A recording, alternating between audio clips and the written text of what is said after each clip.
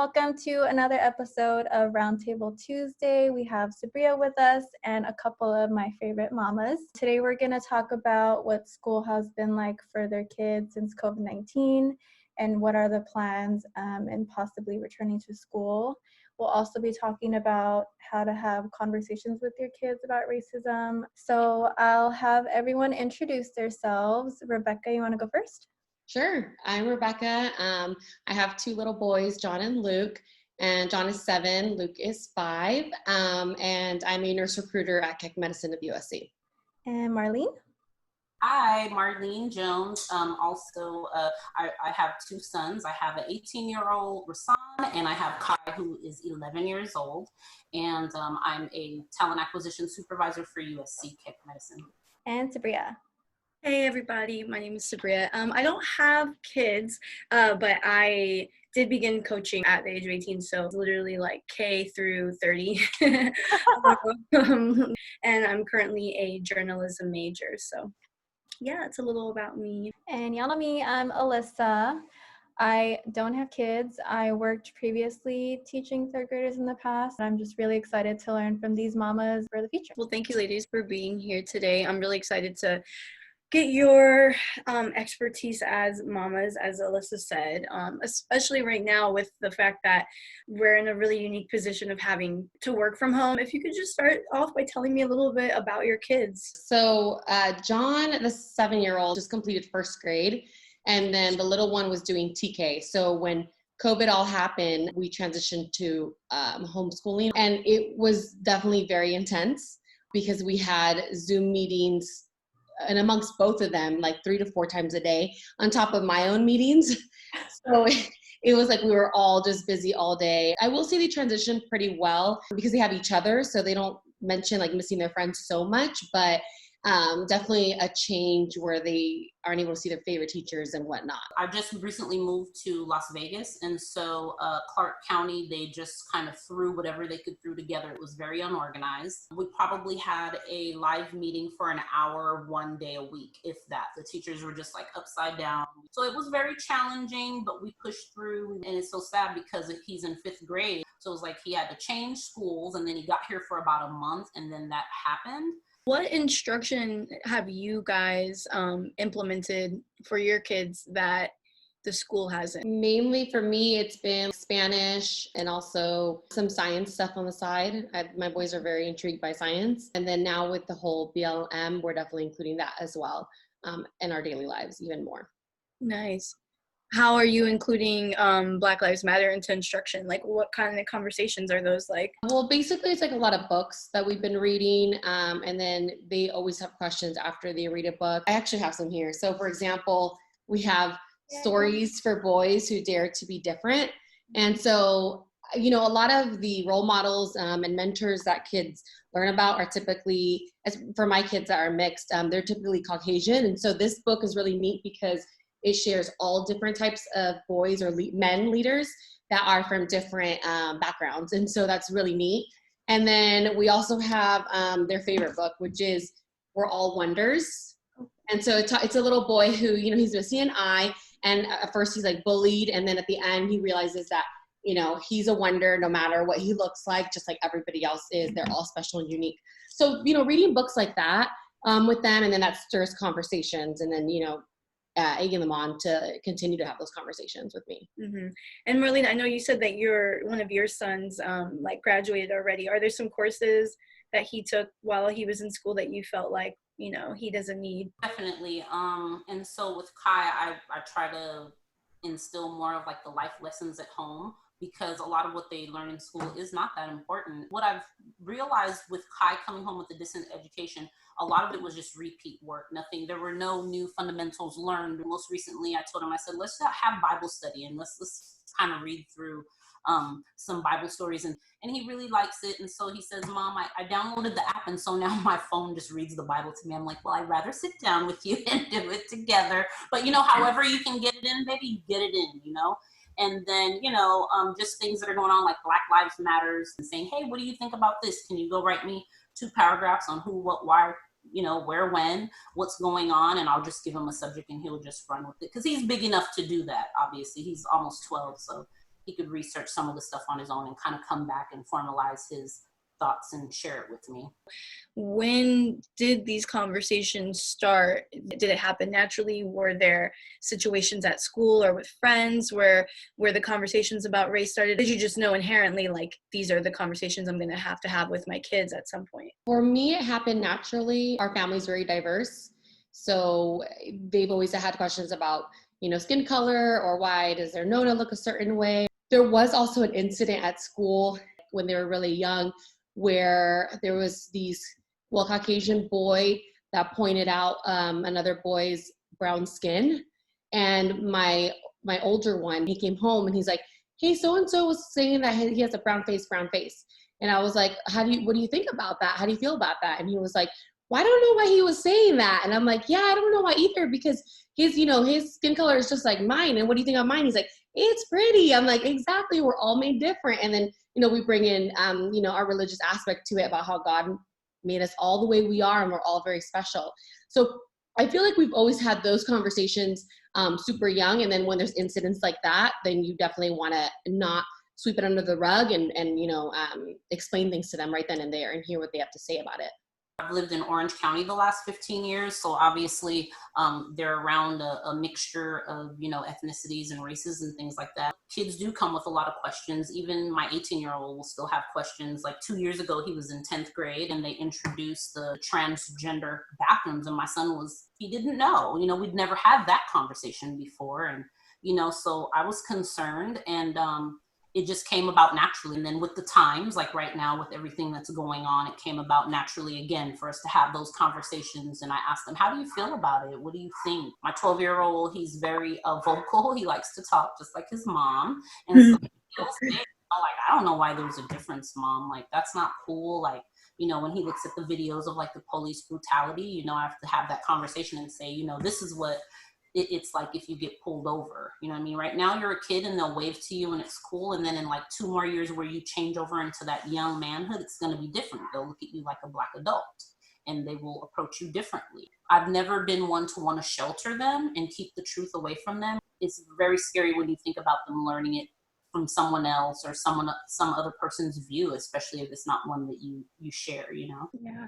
You bring up a great point about how as especially little Black boys get older, they're going to be considered young men at some point, especially by law enforcement. And we see a lot in the news that kids who are 16, 17, 18, 15, 14 even are labeled as young men when police brutality happens or something like that happens. And it's even been shown that darker skinned Black girls in school tend to be suspended more often than like their lighter skinned counterparts as well. We're all people of color here. How if you've had conversations about colorism as well with your kids and how colorism impacts like our community itself and then how it affects us too, since we all tend to be in pretty white spaces or work in white spaces, if those are conversations that you've had with them as well. When you speak about law enforcement and considering them, young men, that's definitely one of my fears for my children, is just that they're not going to have the same privilege if they get pulled over. And my little one, Luke, is a wild child. And I'm like, if you get in trouble when you're a teenager, I just worry that, and they get stopped by cops, that they're not going to have the same experience as their other friends will. So that's definitely concerning. So I do plan to have more conversations around that as they get older. Definitely. Kids of color and Black kids, like, we have to go out with a tool belt of like how we are supposed to act in the world. We have to have a different sense of respectability, and we have to yes ma'am, no ma'am, authority or law enforcement. I had a really great counselor actually that I just had in the last couple of years at my community college who just looked me right in the face and was like, you're a beautiful young woman, but you're also very confusing to people because you speak well and you have the skin color that you have. And so you're going to get a lot of people questioning you and wanting to put you into some kind of like category so that they can judge you, And I was like, oh, thank you for telling me this, because it's always confused me why people just want to know, what are you? So she gave me a couple tools. She basically said, when you get asked these questions, you have to be able to answer back with a question and engage that person in conversation to get them to know a little bit more about what it is that they're really, why, somebody's trying to size you up, you should also try to size them up a little bit too, if that makes sense. So I'm curious to know, like, if you've thought about that already, or if you've had those conversations with your kids, like when an officer approaches you, this is what you do. Are these conversations that you're having with them as well? For me, I could just remember a time when I got pulled over, and Rasan was probably about 8 or 9, and I'm living in Orange County. I'm in a luxury sedan, Black woman. There was no reason for him to pull me over, but immediately my son's in the backseat. I said, okay, Rossi, the police is coming up to the car. Don't you unlock a door. Don't you roll down a window. You just hang tight. It's a shame that I have to feel that way, but that's how I felt. But what I've always told them was just to, yes, be polite, and just cooperate, and just give respect, and you should naturally receive respect back. Know your rights. And to your point, Sabriyya, like, we've always had to create a toolkit for ourselves. Like, I may go for a job interview, and even though, a white Caucasian girl may walk in with flip-flops and, a tank top like I have on right now, she may be okay doing that. But for me, I have to do above and beyond as a Black person. And when you speak professionally, you do throw people for the loop. Mm-hmm. You do. And that's a shame. I definitely have my white person voice that my dad taught me about. And I remember the first time I heard my dad do it, and it was the weirdest thing to me, because it was a code switch, which again is a talent of that Black people have. But I remember his voice just changed, and I just the whole time I looked at him like he had 3 heads while he was talking. And he got off the phone, and I was like, Daddy, what was that? Black people and kids and people of color do have to work 10 times as harder and 10 times as smarter as their white counterparts. And like, I just hope that people watching this like realize like what we're saying about the fact that we do have, even what you just said, Marlene, about kind of staying out the way, the fact that that is something that we're taught, even as little kids, we're taught, be seen and not heard, or even just don't be seen, and that really bleeds into our adult years. What is the extent of the responsibility of schools to talk about things like this? Like, is this a life skill that should be taught in class? I've always been intrigued at the fact that this isn't a course in like high school or something, because it's something that we deal with on a daily basis. I'll never forget when I got pulled over for jaywalking when I was in middle school, and it was the weirdest thing I'd ever experienced in my life. And nobody prepared me for how these 2 white cops were accosting me. I was 13 at the time. So I'm curious, as parents, where you guys feel that the responsibility lies? Like, is that something that public schools or charter schools or what have you should be teaching, or is that something that is your role and your responsibility? I mean, I think as parents, we have a really huge part in what, our kids learn, and also by setting an example, because we can teach them, verbally say whatever we want to say. But if I'm not being a diverse person and I'm celebrating cultures, how are my kids going to do that?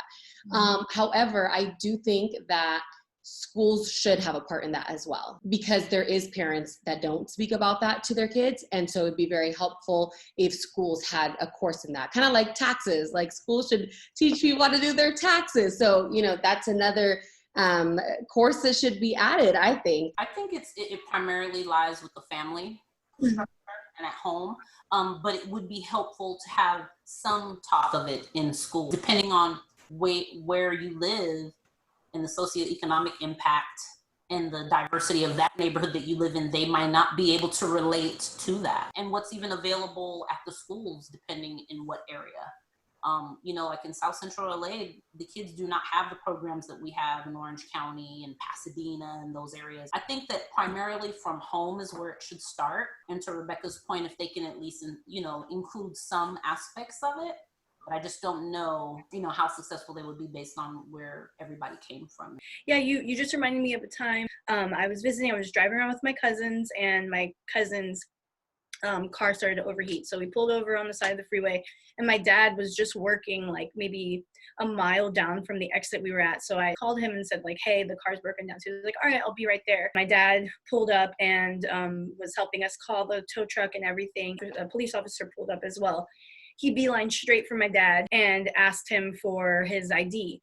And again, another moment where I was just looking at my dad, just like, what the hell is going on? And my dad Didn't do anything, didn't ask no questions, just gave him his ID. The officer went back, did his whatever it was he was doing, came back, then asked my dad what was going on when it was very obvious that our car was overheating.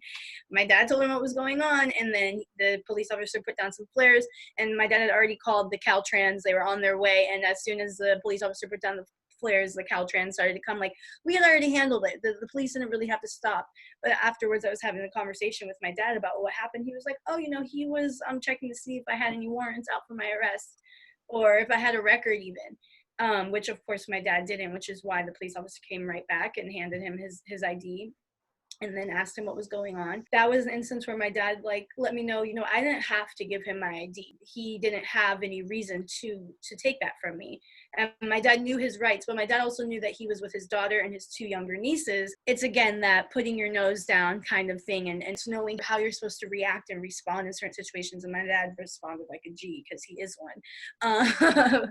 And I don't really know all of my rights. I don't really know what my rights are when I'm pulled over. There's a way that police speak to you, which is definitely a way to agitate you. How have you prepared your kids for life in white spaces? Well, just in response to your story that you just said about your dad really quickly, I wanted to just say is that's the sad part where, police officers have a civil duty to protect and serve. So when you arrive, it's not about you checking out who I am. The first question should have been, are you okay? What seems to be going on? That would be you being the ethical civil servant, not you pulling over. No one's bothering you, and you're not stopping to help me and I have an issue.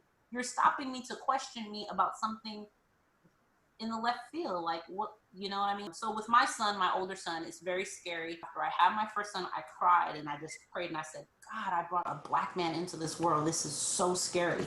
And I always tell him, just stay out of the way, do the right things, be respectful. You're gonna have so many experiences that I won't be there for, but ask me questions. And he does. I keep reiterating that life is tough, guys. Life is tough. You're a black man.